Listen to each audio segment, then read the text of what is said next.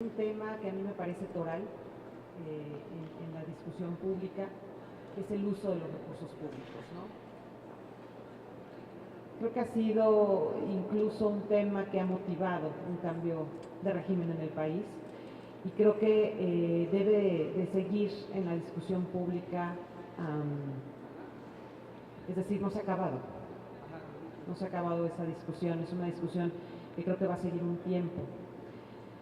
Y en gran parte creo que esta discusión es vigente porque México no ha acabado de acomodar las políticas sobre el uso de los recursos públicos, especialmente a partir del año 2000, que nuestro país se convirtió en una democracia electoral mucho más activa. Entonces, eso cambió los incentivos por completo al interior del aparato gubernamental. Las agendas políticas, tanto del presidente como de su gabinete, se volvieron muy importantes. Y el juego infinito cambió a un juego finito. Y eso cambió rotundamente la lógica de cómo usar los recursos públicos. Es decir, el día de hoy tenemos mucho mayor incentivo al desvío político de los recursos públicos. Al convertirnos en una democracia activa, teníamos que haber blindado desde el primer día el uso de los recursos y cerrado las puertas a la discrecionalidad, y eso no sucedió. Entonces, si queremos un cambio de paradigma, es importantísimo cerrar esas puertas a la discrecionalidad. Comenzamos. Es muy importante entender un poco de cómo funciona la estructura presupuestaria y no solo a partir del gasto. Casi siempre se discute más gasto, pero es importantísimo saber cómo funcionan los ingresos para que podamos entender cómo se pueden gastar.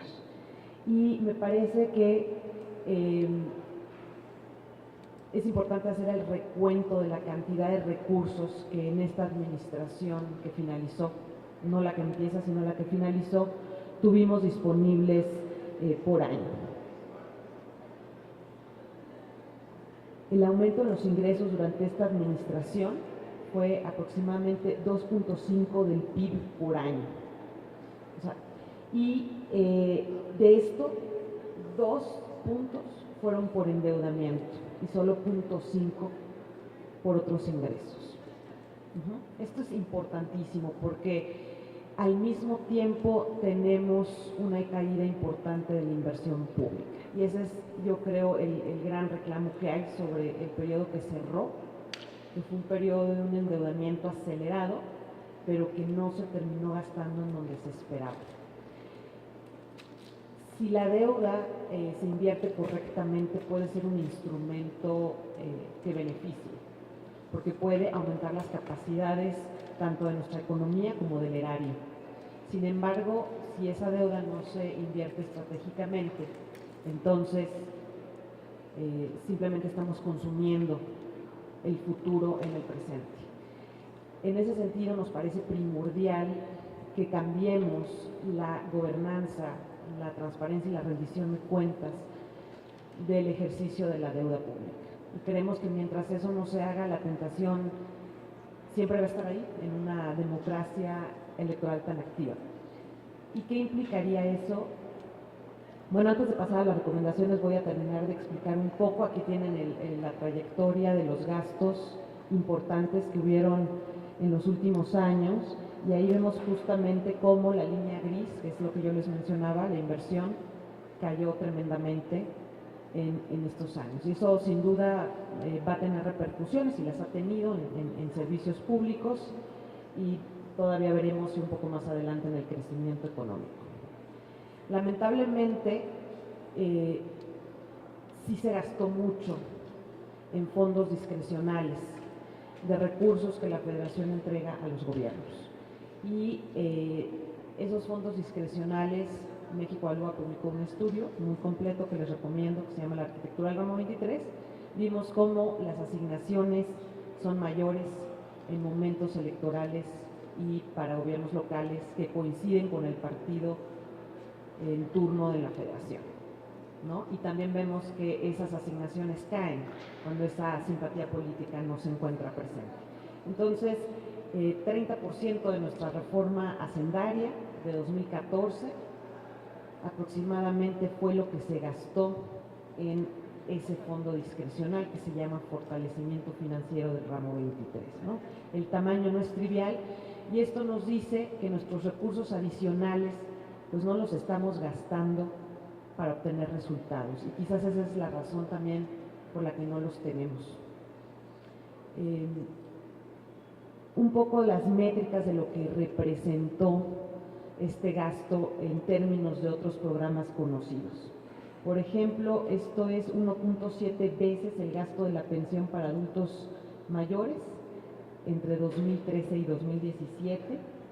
Es 1.5 veces el gasto del programa Prospera e Inclusión Social, también en el mismo periodo. Y, por ejemplo, de un solo año es el 92% del gasto en inversión pública.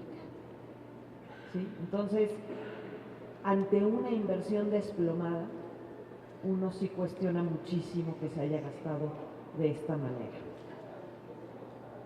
Siguiente, por favor. Entonces, ¿de qué depende esta discrecionalidad? Pues de que los ingresos adicionales se pueden gastar con eso, con discrecionalidad. Que incluso una parte importante de la deuda también se puede asignar de esta manera a subsidios discrecionales.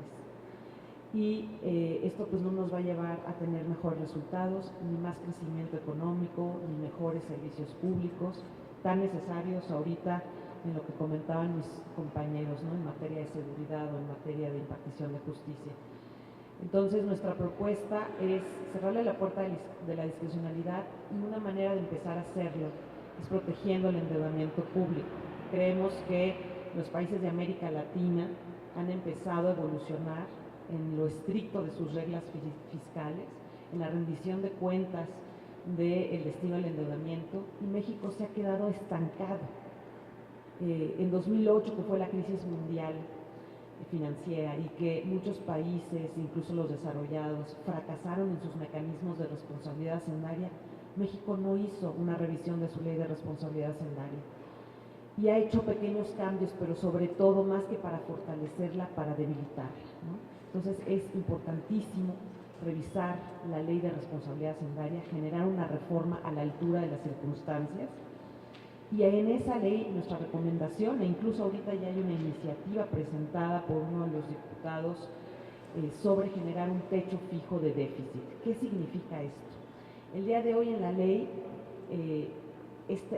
fijar este techo fijo, fijar el déficit de un año, depende de la propuesta del Ejecutivo que se discuta. Pero no se discute nada. El Poder Legislativo, lamentablemente, ha sido débil como un contrapeso al Poder Ejecutivo y esa discusión no existe. Entonces tenemos un modelo que presupone una discusión que no existe, por lo cual la recomendación a México, tanto de organismos internacionales como de nuestra parte, es que se cree en la ley un techo fijo de déficit, que ya está preautorizado, conservador, y si es necesario aumentarlo, entonces debe haber un proceso de excepción en el Congreso, tanto en Senado como en diputados, con una votación de 2/3 partes de la Cámara, para poder aumentar ese techo fijo. Y por otro lado, también nos parece importante que exista una rendición de cuentas y transparencia de los programas y proyectos que son financiados con deuda. México no ha querido hacer caso de cumplir con la regla de oro. Es una regla que establece que el endeudamiento tiene que ser igual a la inversión. Y el día de hoy, por cada peso que se va de deuda, solo la mitad se está yendo a inversión.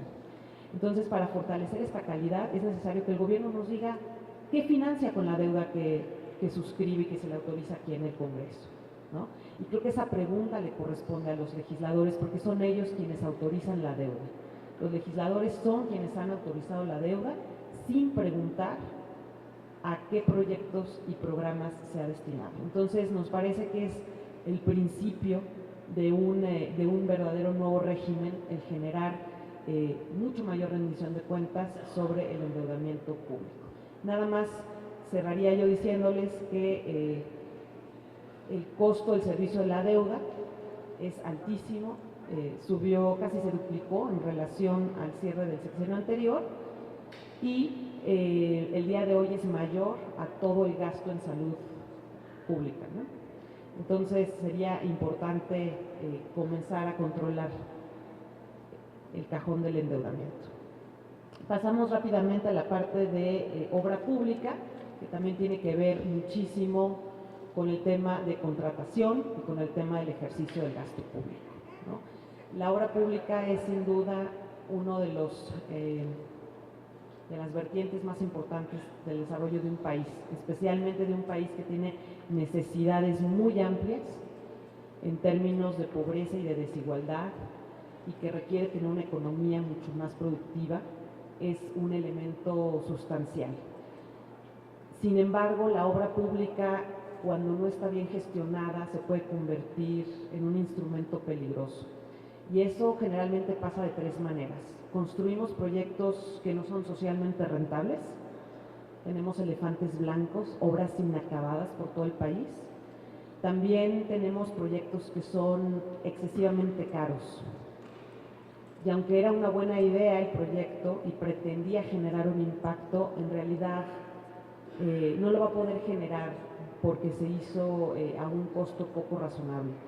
Y la tercera manera de acabar con el impacto positivo que puede tener una obra es la calidad de la obra. Puede ser que sea una obra pertinente, que incluso se hizo un buen precio, pero no tiene la calidad para funcionar. Y ya lo hemos estado viendo.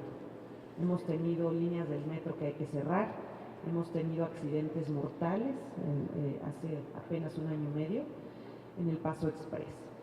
Y cuando uno, especialmente hicimos el estudio del Paso Express y lo compartimos, precisamente aquí algunos de los datos, vemos que hay un desaseo completo, tanto en la planeación del proyecto como en su licitación. Hay negligencia de plano. Por ejemplo, se empezó a construir el proyecto cuando todavía no teníamos lo que se conoce como proyecto ejecutivo, que es la carpeta que tiene la información técnica del proyecto y que es lo que va a permitir su construcción y prever todos los riesgos que hay o que habrá durante su construcción para poder abordarlos.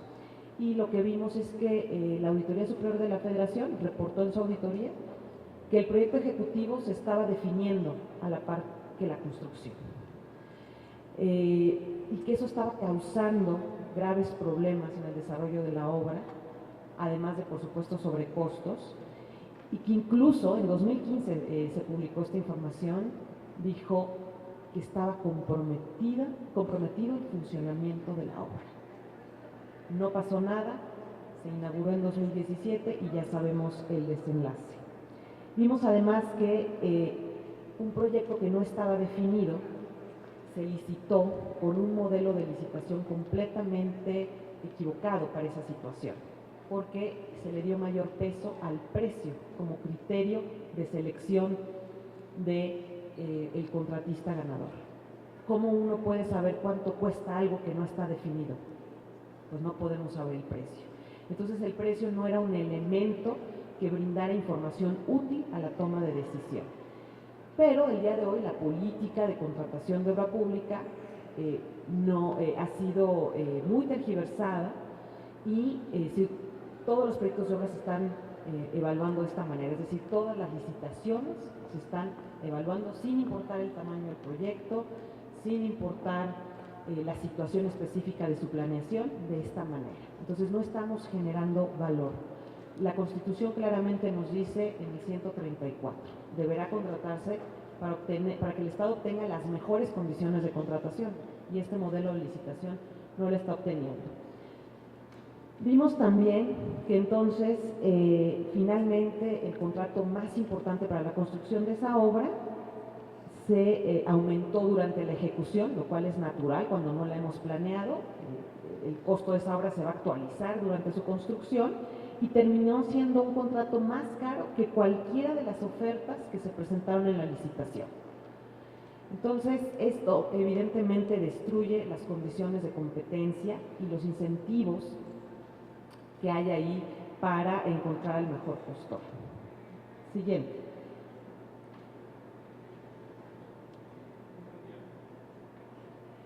¿Qué es lo que requerimos? Pues sin duda requerimos, en primer lugar, generar el espacio institucional y las capacidades para poder planear oportunamente la obra pública. Todas las administraciones empiezan muy entusiasmadas, con mucha prisa. Yo creo que todas asumen un dicho que todos conocemos, que es el fin justifica los medios. Traigo los mejores proyectos, por lo cual los vamos planeando y los vamos sacando, van a funcionar, pero la práctica lo que nos ha dicho por el trabajo de la Auditoría Superior de la Federación es que eso no es cierto y que tenemos un gran desaguisado en la ejecución de contratos públicos. Eso pasó en la administración de Fox, eso pasó en la administración de Felipe Calderón, eso pasó en la de Peña y estamos a tiempo para que no pase en la de Andrés Manuel López Obrador. Si seguimos construyendo proyectos sin planeación, vamos a tener dispendio y eso no va con la austeridad que se está prometiendo. Es muy importante la planeación de los proyectos y también generar una verdadera competencia. Es, digamos, un prerequisito para generar la competencia el que exista un proyecto que licitar. Entonces, va a ser muy importante también contar con servicio civil de carrera en las áreas de contratación y oficialías mayores. Eso para ambos temas, tanto para contratación pública como para presupuesto. En la reforma a la Ley de Administración Pública Federal ya es la Secretaría de Hacienda no solo la encargada de las oficialías mayores y de temas presupuestales, sino también de la política de contratación pública. Lo que nos hace falta ahí es que esos servidores públicos no, digamos, le deban la chamba a los políticos, sino que sean un servicio profesionalizado para cambiar los incentivos en el uso del dinero público. Eso va a ser muy importante y creo que es una de las diferencias entre los países en desarrollo y países desarrollados. Y cerraría hablando de la contratación digital.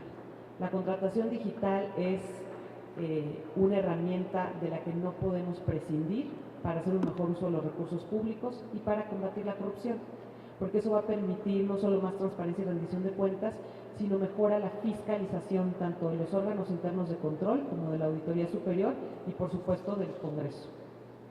Muchas gracias.